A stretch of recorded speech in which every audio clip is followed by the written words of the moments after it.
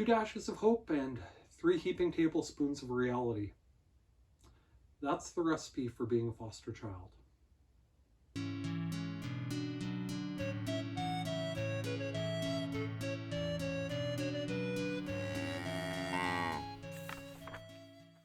Hi everyone, I'm Jacob, I'm the Cowhat Librarian, and I've got a good one tonight. It's called Lasagna Means Love by Kate O'Shaughnessy. And this one was a pleasure, folks. As the story starts, Mo is in trouble. For years, she's lived with her nan. Her mom passed away, her dad has been out of her life for so many years and she doesn't remember anything about him, and her only family left in the world is her Uncle Bill. She thinks that even if she can't stay with her nan anymore now that her nan has passed, she and Uncle Bill will sell her nan's place and they'll be able to use the money to set up shop and live together and things will be okay. Well, except Uncle Bill doesn't want to take her in. He's in the military, and as he reveals it later in the book, for the first time in his life, he can do his own thing. No one ever asked him to take care of Nan and Mo. He just sort of got stuck doing all this stuff and being involved when Mo's mom was having trouble, and he never asked for any of that responsibility, never asked to have a child, and he found that he couldn't handle it. So he headed back to his military life, and Mo is placed in the foster system. She's assigned a caseworker, and she's placed with an initial foster family, and things don't go so well. She and a boy in that house argue and fight and disagree about things, and Mo just about sets their kitchen on fire, and she's wetting the bed. She blames it on the boy in the household, but realizes much later on that it's just stress due to the situation she's in. And that foster placement doesn't work out at all. So she's placed back with her caseworker, and another family is interested. The Townsends, Tate and June. June also grew up in the foster system, and it was thanks to someone who took her in that she's been able to become such a success in her own life and overcome the trauma of her youth and become a successful businesswoman. And she wants to pass that on to the next generation. So she and Tate take in Mo with the plan that this is going to be a foster into adoption situation. They plan to ultimately adopt Mo. And it's interesting. Mo is overwhelmed by how nice their place is and how neat it is. And they're certainly friendly. They want to do all sorts of stuff with her. The one thing Mo wants to do, though, is cook.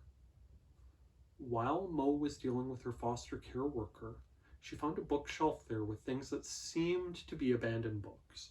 And one of them was a family cookbook with notes about different recipes and how they came to be and who responded well to them. And she thinks it's great, a family connection that she's never had with food. Shortly before she died, her nan suggested that she get a hobby. And so when she's placed in her first foster placement, Mo steals the book and takes it with her. And it's when she's trying to cook one or two of those things that she almost starts a fire in the kitchen. Well, the foster worker finds out when Mo is between placements and takes the book back. But it sparks something in Mo. The idea that you can connect to family through recipes. And so she makes it sort of a passion of hers to discover different people's personal family recipes and learn the stories that go along with them.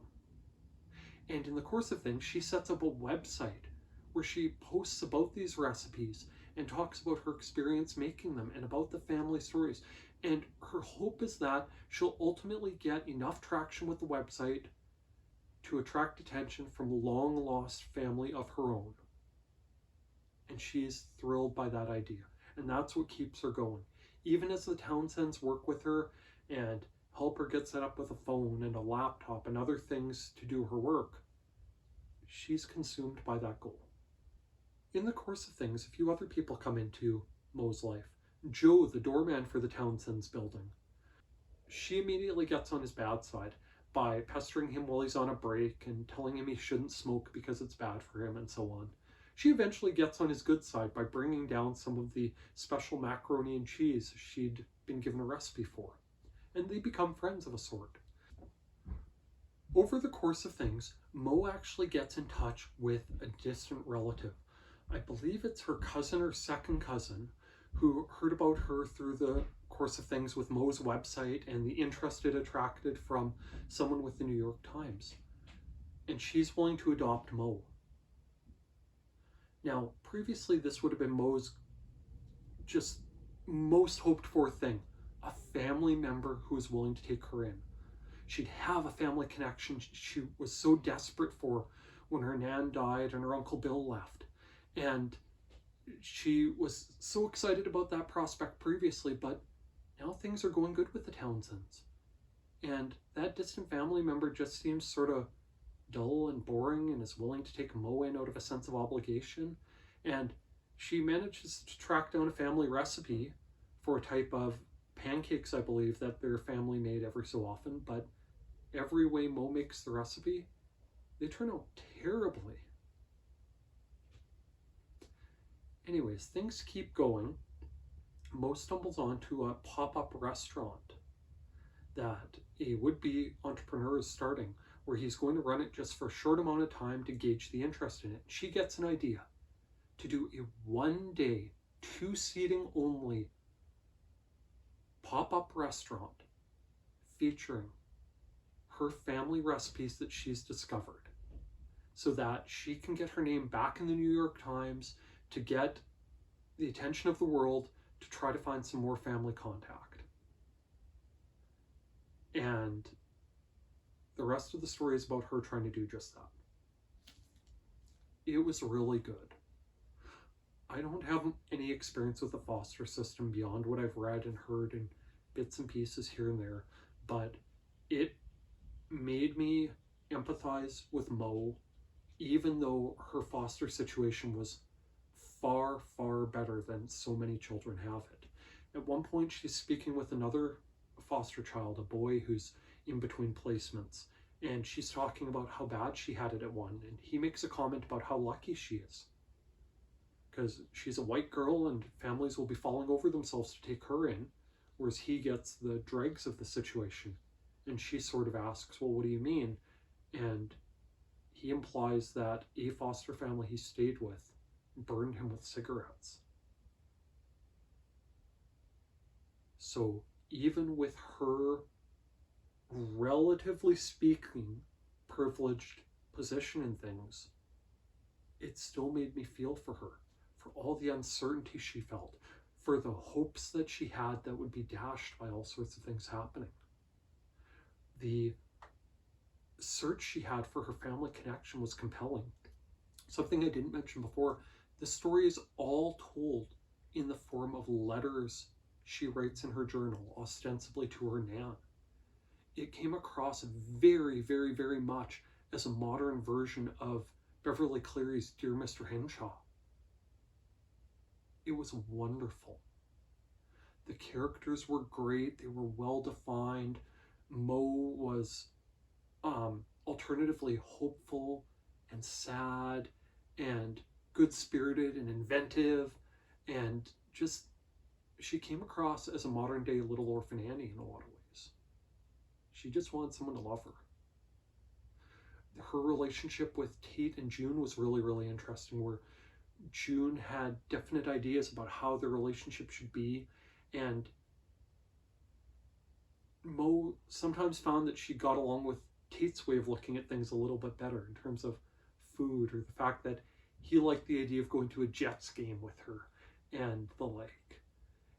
And I recommend, go borrow it from your local public library. Now, with that said, there are spoilers ahead, but this time out, I don't think there's a deal breaker. So as the story progresses, Mo has to find a way to back out of her distant family member trying to adopt her and stay with the Townsends. But then she learns that a company in Paris wants to buy out June's company.